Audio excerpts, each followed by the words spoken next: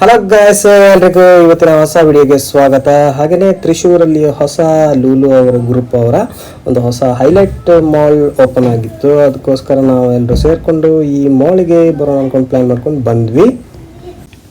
ಈ ಮಾಲ್ಗೆ ನಾವು ಬಂದಿದ್ದು ಲಾಸ್ಟ್ ಮಂತ್ ಡಿಸೆಂಬರ್ ಕ್ರಿಸ್ಮಸ್ ಟೈಮಲ್ಲಿ ಓಪನಿಂಗ್ ಆಗಿರೋದ್ರಿಂದ ಆ ಟೈಮಲ್ಲಿ ಬಂದಿದ್ವಿ.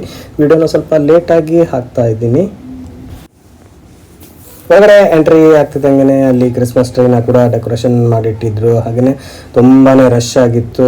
ಒಳಗಡೆ ಬರ್ತಿದ್ದಂಗೆ ಒಂದು ಟಾಯ್ ಬಸ್ಸನ್ನು ನೋಡಿದ್ವಿ. ಅದರಲ್ಲಿ ಇವರು ಮಾಲಲ್ಲಿ ಸುತ್ತಾಡಿಸ್ತಾರೆ, ಇದಕ್ಕೆ ಚಾರ್ಜು ಕೂಡ ತಗೊಳ್ತಾರೆ. ಅಪ್ಪಾಬಿ ಹತ್ಬಿಟ್ಟು ಅದ್ರ ಮೇಲ್ಗಡೆ ಟಾಪಲ್ಲಿ ಹೋಗಿ ಕೂತ್ಕೊಂಡ್ರು ಅವರು.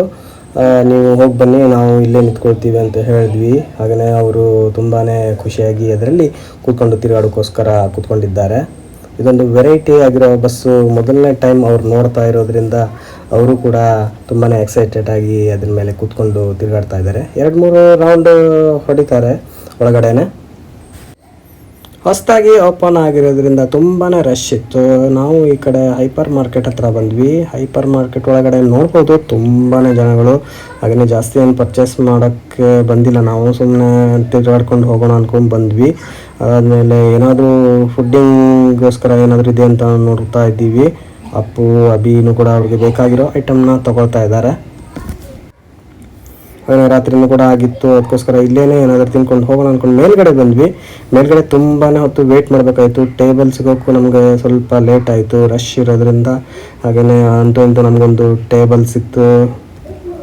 ಇವತ್ತು ಜಾಸ್ತಿ ಐಟಮನ್ನು ತೊಗೊಂಡಿಲ್ಲ, ಸುಮ್ಮನೆ ಒಂದು ಚಿಕನ್ ಫ್ರೈ ಹಾಗೆಯೇ ಬಿರಿಯಾನಿ ಆ ರೀತಿಯಲ್ಲಿ ಮತ್ತು ಸ್ವಲ್ಪ ಸ್ವೀಟ್ ಐಟಮ್ನ ತೊಗೊಂಡ್ವಿ. ಅಭಿ ಅವನಿಗೆ ಒಂದು ಬರ್ಗರ್ ಬೇಕು ಅಂದ್ಕೊಂಡು ಅವನು ಅದನ್ನು ತೊಗೊಂಡಿದ್ದ. ಹಾಗೆಯೇ ಇವತ್ತಿನ ಈ ವಿಡಿಯೋ ಇಷ್ಟೇ.